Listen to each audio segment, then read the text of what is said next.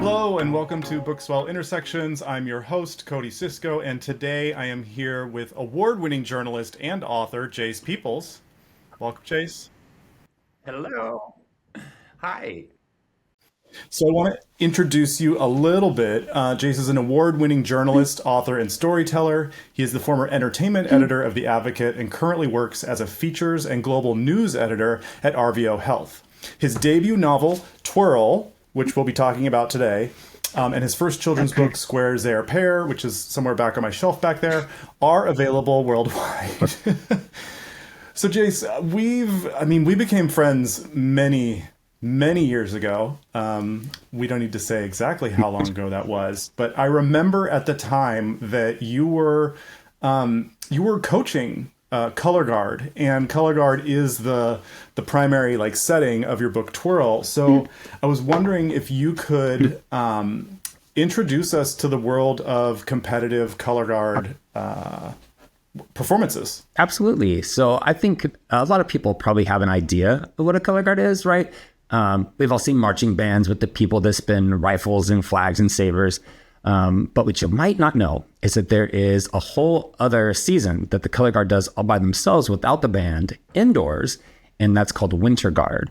And those are performances set to pre-recorded music, which if you've kind of seen things like Cirque du Soleil, imagine like a color guard version of that inside. And it's pretty intense and a wonderful experience. It's highly competitive. And that was the setting for my book Twirl.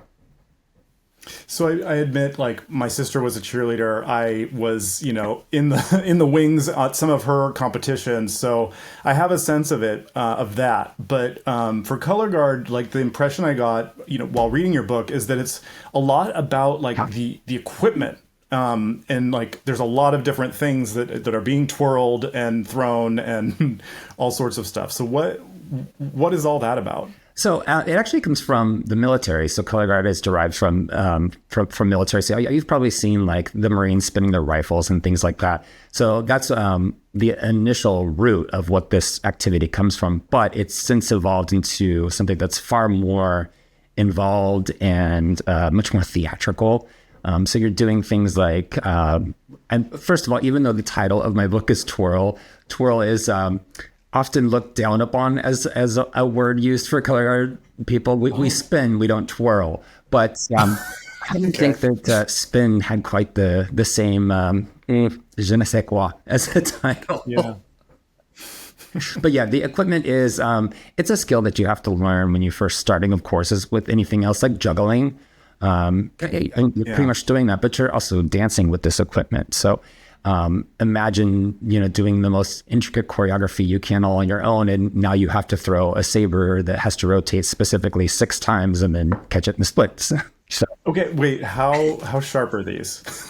Are we, because that seems like a really intense thing to get right.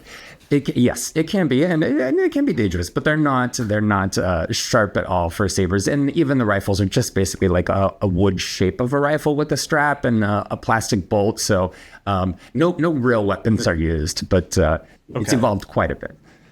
So there's probably first aid folks on the scene, but maybe they're bored most of the time. Oh, yes. Thankfully.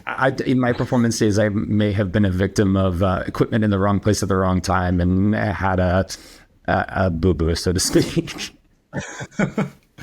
Well, let's talk about, so that's the setting. It's the competitive world of Color Guard. It's high school students, but the story is really about these 2 young men who meet and fall in love, but then drama ensues. So tell me about Danny and Ethan and how these characters came to you. I actually pitched the book as Heartstopper meets Bring It On with a Color Guard twist. So if you're into those television shows or movies, Go Toros. Yes, you may have an idea. I wanted to write about this activity because there actually hasn't been a YA book set in the activity of Winter Guard before, and it's something that made such a big difference in my life as a young person. And it was something that I stayed involved in for years afterwards. And it's such a wonderful world that I felt like that story needed to be told. And I really have a love of putting LGBTQ characters front and center. And I thought what a great sort of marriage of those things to do that in one book would be. And I really just wanted to create a positive story that was ultimately uplifting, that really showcased people in that world. Yeah. Let's talk about Danny's family, because that's sort of a little bit unconventional. He has two dads, and like it's like the most cozy, loving, like positive family I've read about in a while. And I mean, it struck me first that like, oh, I like this is missing from so much of our literature, is that representation. So tell me more about those dudes. It kind of came from about because some of the people that I used to perform with have kids now. And some of my friends, some of whom happen to be same-sex couples, do have children now. And I thought, what must it be like for kids within that activity to grow up with parents today? And I really wanted to put forth a depiction of a same-sex family that was, for in all intents and purposes, just the average American family. Something that was uplifting, that wasn't, the long-suffering family. I really wanted to just give that positive, I want to say role models, but not necessarily role models. Just, I don't think we have enough of that out there right now. And we may be able to point to one or two, but even if the next like 6 million stories had a same-sex family in it that were a happy, loving couple, it still wouldn't be enough, because we haven't had, very many for very long. There's a subplot here that I also want to bring up around sort of his adoption history and, finding his birth mother, and without giving away any spoilers, that seemed like a really interesting hinge for some of his like emotional turmoil. And maybe you want to talk a little bit about that. Yeah, I did some research when I first started getting into the story about people who were adopted, who were looking for their biological parents and what it meant to them and why it was so important to them. And that it sort of felt like for some of them, a piece of their selves that was just missing, that hadn't been answered. And as a matter of fact, without giving any spoilers away, the way that Danny does that was informed by a couple of people who had shared their own stories that I had read about. And how they had used like DNA tests to initially like just go like, over-the-counter DNA tests to just start pointing them in the direction of where they could find these people that they had no connection with, other than knowing that they were their biological parent. I think for a lot of us, I mean, whether you're adopted or not, I think when you're a queer person, a lot of times you're looking for what your place is in the world. And so even though that's not my experience, I feel like the commonality of looking for your place in the world and trying to find it does resonate with me. And so, again, and this goes back to your question about having the family with the two dads. Once, someone had told me once that diverse characters don't just appear in fiction; you have to place them there.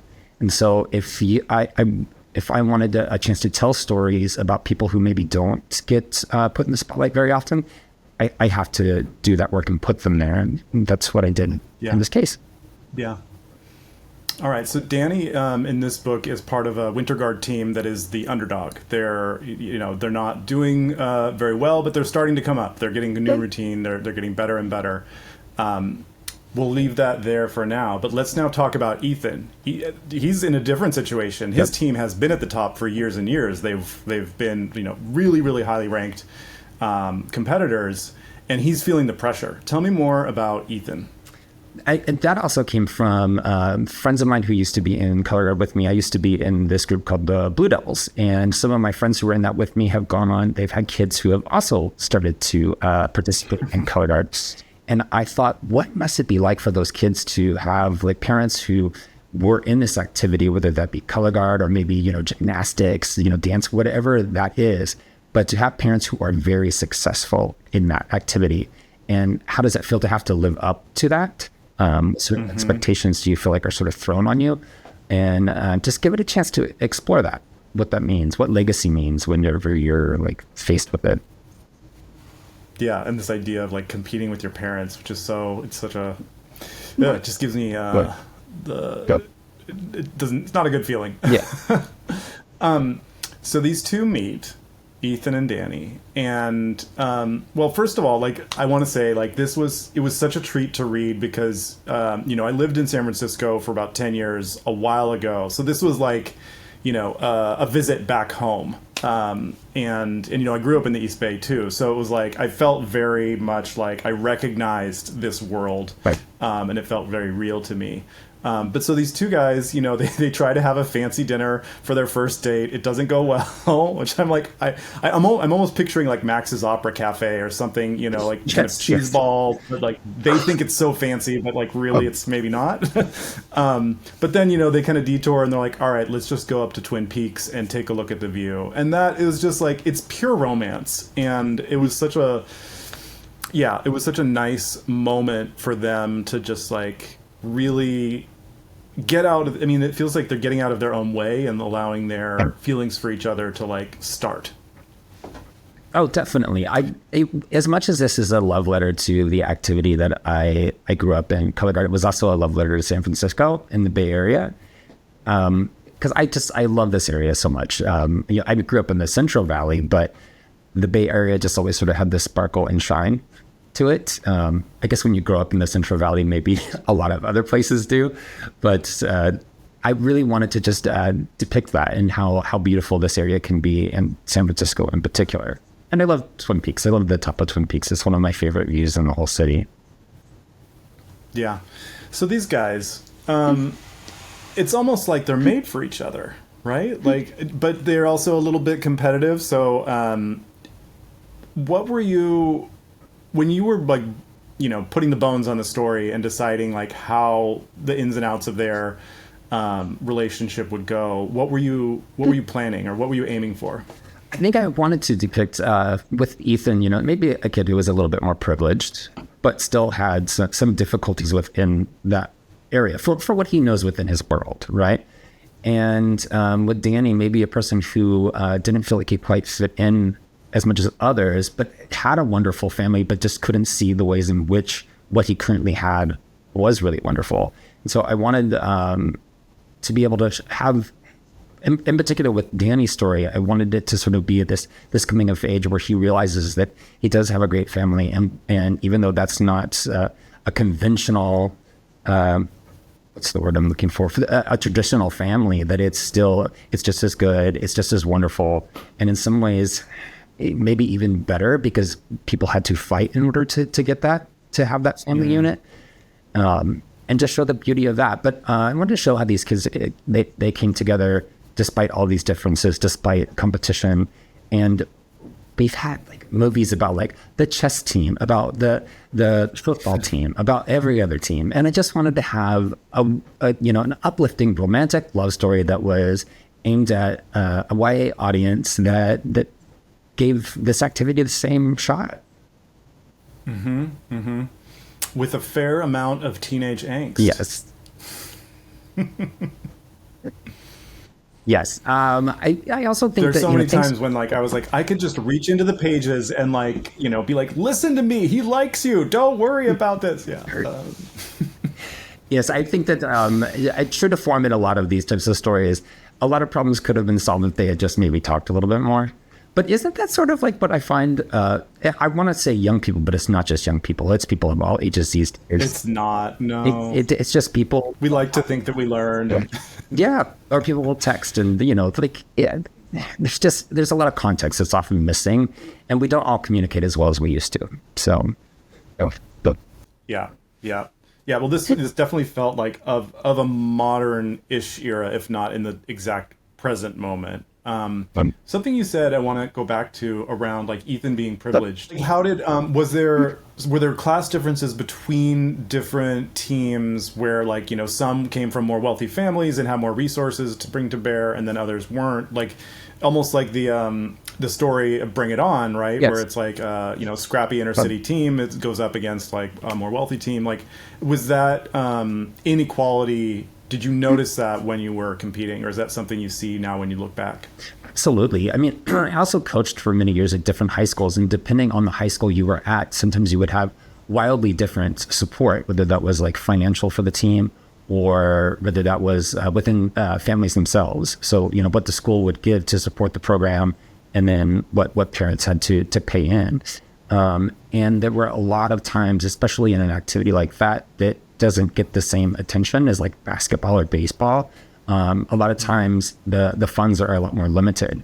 But for kids like the ones in the story, they have to travel to world championships. They're not just doing, you know, a few games within their local area. So the stakes are higher, and the cost to run a program like that is much higher, but it's not as well known. And I feel like that's probably true for a lot of the arts across the board. They're not given the same value, even though they may impact kids to a higher degree and for a longer period of time. Yeah. There's a moment where they're like unrolling a large fabric, like the images that they'll be performing on, and I'm like, well, that's got to cost a boatload by itself, and then you have all the equipment, and then you have the uniforms, and then you have the travel. I'm just like, wow. Oh, yeah. But in the end, you know, you're creating this spectacle, and you're giving the participants an opportunity to like excel at something, which is so valuable, right? To like learn a skill and to be able to perform is like something you take with you, you know, in every other aspect of your life too. Oh yeah, and in this and in working as a team. So even though there are other team sports, this is also directly pulled from the book. So say you're like on a baseball team and you hit a home run, right? Well, like yes, that's a team sport, but one person did that. But when you are like with 30 people and you all sort of have to hit that home run at the same time and in sync, it's a different level of athleticism and the demand on the individuals and the group. And I think that a lot of times maybe that's not given the credit that it deserves for how difficult it is and the achievement that happens when people pull that off. Yeah. I mean, I guess most sports, it's like there's a ball and everyone's like paying attention to that ball and like making sure it gets to where it needs to go. But here it's like everyone's got the ball and everyone has to do exactly the same thing at exactly the same time. And like it's so synchronized that you see when someone messes up, like, and that's, you know, that's a big no-no. So it's not just Ethan and Danny, but it's also, you know, their friends and their team as they compete, and it takes place in California. So obviously there's a lot of diversity. Tell me more about how you shaped those. It was really important to me to depict the teams in a way that looked like the teams that I performed in. And I remember, I don't think you could get away with saying this today, but I do remember at one point one of my coaches being told by I believe it was a judge who said, "Oh, you have a little bit of everything in that group, don't you?" And by that, he meant there was a very diverse, range of people in our program. And he said, "Well, what do you expect? It's the California Bay Area." And so that's one of the reasons I love the Bay Area so much, is because of how diverse it is. And I feel really grateful that I get to live in an area like that, because not every area is like that. But that's the type of team that I was in, and I think that really helped shape me. And I wanted to really have Twirl sort of be a love letter to that as well. Well, now I'm thinking by the end of this book, we're kind of nearing a culminating moment in a competition, but the story is really focused about their relationship. Yeah. And so we don't see that competition. But so now I'm like, when do I get to read about that competition? When is the sequel coming out, Jase? I am so excited for your next book. I hope that there's a sequel to this one. Actually, there is a prequel, and I'm hoping to announce something very soon. But it will be a little different than this. The story actually focuses on one of Danny's parents when he was in high school, and so it is an 80s period piece. So it's connected, yet it can live on its own. Fun. Okay, a connected story in the world of Twirl is something we have to look forward to. It's Twirl Universe, which sounds the Twirlverse. Yeah. Twirlverse. I love that. Well, Jase, thanks so much for coming on, and I'm so excited for people to read this book, and they're going to be able to see you very soon in LA. Yeah. You've got an event coming up, right? I do. I'm going to be doing a signing and in conversation event at the Barnes & Noble at the Grove down in LA on August 24th at 5 p.m. I'm so excited. Yes. Well, I will be there. It's going to be a fun time, and I'll finally get to see you. It's been a while. I know. Yeah. Way too long. Yeah. Well, thanks so much, and I will see you soon. Bye bye. Thanks for having me.